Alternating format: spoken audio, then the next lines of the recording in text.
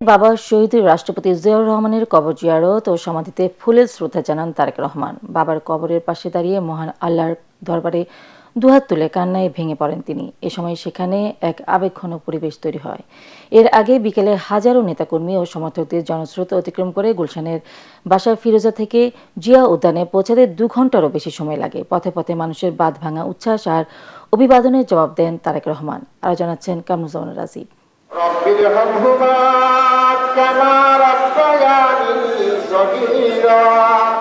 বাবার কবরের পাশে দাঁড়িয়ে ছেলে, ঘটনাটি স্বাভাবিক হলেও দীর্ঘ 1.5 যুগের বেশি সময় পর এখানে আসার অনুভূতিটা অনেকটাই ভিন্ন।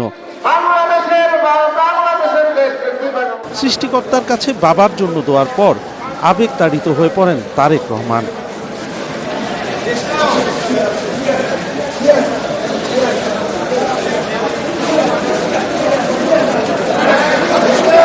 সব মশার বিরুদ্ধে সুরক্ষা দিতে এলো বসুন্ধরা এক্সট্রিম অ্যারোসল, মশার বিরুদ্ধে এক্সট্রিম সুরক্ষা।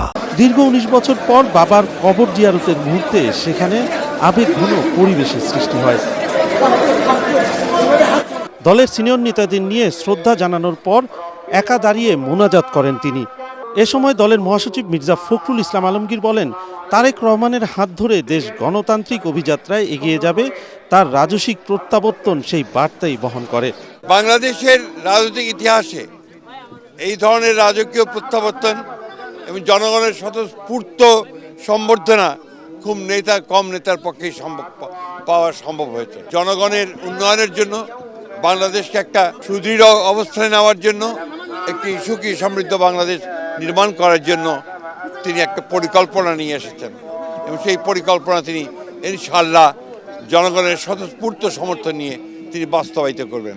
জনগণ আশা করছে যে ওনার মাধ্যমে বাংলাদেশে গণতন্ত্র পুনঃপ্রতিষ্ঠিত হবে। যেই সংকট, যে ষড়যন্ত্র তারেক রহমানের প্রত্যাবর্তনে সমস্ত কিছু কেটে যাবে, ধোঁয়াশা কেটে যাবে।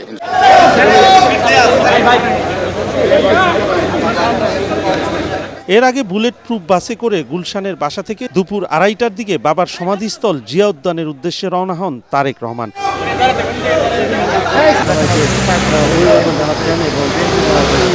পথে নেতাকর্মী আর উৎসুক জনতার ঢল অতিক্রম করে 4:40 সেখানে পৌঁছান তিনি।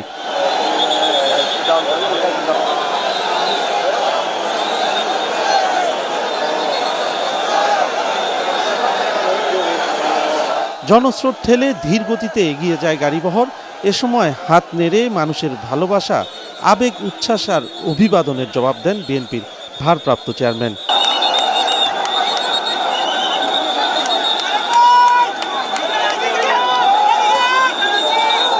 কামরুজ্জামান রাজীব, এটিএন বাংলা, ঢাকা।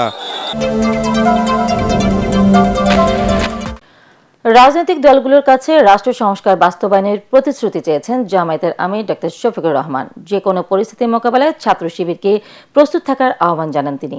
বাংলাদেশ চীন মৈত্রী সম্মেলন কেন্দ্রে শিবিরের কেন্দ্রীয় সদস্য সম্মেলনের উদ্বোধনী অনুষ্ঠানে তিনি এসব কথা বলেন। এ সময় সংগঠনটির বিদায়ী সভাপতি জাহিদুল ইসলাম হুঁশিয়ারি দেন, কোনো দল জুলাই শহীদদের রক্তের সাথে বেইমানি করলে শেখ হাসিনার চেয়ে ভয়াবহ পরিণতি হবে। এদিকে আগামী 1 বছরের জন্য শিবিরের সভাপতি নির্বাচিত হলেন নুরুল ইসলাম সাদ্দাম আর সাধারণ সম্পাদক সিবগাতুল্লাহ।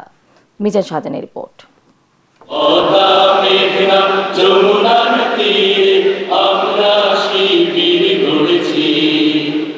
আগামী বছরের জন্য নতুন নেতৃত্ব নির্বাচনের লক্ষ্যে ইসলামী ছাত্র শিবিরের কেন্দ্রীয় সম্মেলন। এতে অংশ নেন বিভিন্ন রাজনৈতিক দলের প্রতিনিধি ও কূটনৈতিক মিশনের সদস্যরা। উদ্বোধনী বক্তব্যে শিবিরের বিদায়ী সভাপতি জাহিদুল ইসলাম বলেন, এই জাগরণ আমাদের শিখায় শাহাদাতের তামান্না, এই জাগরণ আমাদের শিখায় আল্লাহ ছাড়া দুনিয়ার কাউকে আমরা পরোয়া করি না, দুনিয়ার কাউকে আমরা ভয় করি না। তরুণ প্রজন্ম ডাকসু, রাকসু, চাকসু ও জাকসুতে শিবিরের বিরুদ্ধে অপপ্রচারের জবাব দিয়েছে বলে মন্তব্য করেন জামাতের সেক্রেটারি জেনারেল মিয়া গোলাম পরোয়ার। তারা ইসলামী ছাত্র শিবিরকে স্বাধীনতা বিরোধী বলেছে, রক্কাটা বলেছে, গুপ্ত বলেছে, কিন্তু প্রমাণ করেছে রাজনৈতিক পরিবর্তনের পর সত্য উদ্ভাসিত হয়েছে। 4টি পাবলিক বিশ্ববিদ্যালয় এবং জনগণ তাদেরকে প্রত্যাখ্যান করে প্রমাণ করেছে তোমাদের সব মিথ্যাচার হচ্ছে, মিথ্যা, অসত্য, বিভ্রান্ত। যারা বেকার ভাতার প্রতিশ্রুতি দিয়ে ভোট চায় তাদের ধিক্কার জানিয়ে জামাত আমির ডাক্তার শফিকুর রহমান বলেন, তাদের দল ক্ষমতা এলে দেশে কোনো বেকার থাকবে না। যুবকরা কারো কাছ থেকে বেকার ভাতা গ্রহণ করুক তা দেখতেও চাই না, শুনতেও চাই না।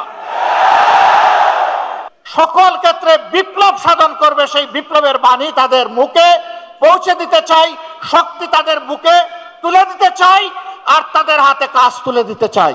বিশ্ববিদ্যালয়ে শিক্ষক হেনস্থা কাম্য নয় মন্তব্য করে জামায়াতের এই শীর্ষ নেতা বলেন, জামায়াতের অবস্থান মব সন্ত্রাসের বিরুদ্ধে। এদিকে 2026 সেশনের জন্য ইসলামী ছাত্র শিবিরের কেন্দ্রীয় সভাপতি নির্বাচন ও সেক্রেটারি জেনারেল মনোনয়ন সম্পন্ন হয়েছে। সারা দেশের সদস্যদের প্রত্যক্ষ ভোটে কেন্দ্রীয় সভাপতি হিসেবে নির্বাচিত হয়েছেন নুরুল ইসলাম সাদ্দাম। সেক্রেটারি জেনারেল হিসেবে মনোনীত হয়েছেন সিবগাতুল্লাহ। মিজান শাহজাহান, এটিএন বাংলা, ঢাকা। 30 দিনের মধ্যে ইনকিলাব মঞ্চের মুখপাত্র শহীদ শরীফ ওসমান হাদী হত্যার বিচার দাবি করেছেন সংগঠনের নেতাকর্মীরা। জুমার নামাজের পর থেকে রাজধানীর শাহবাগ মোড় অবরোধ করে এই দাবি জানান তারা।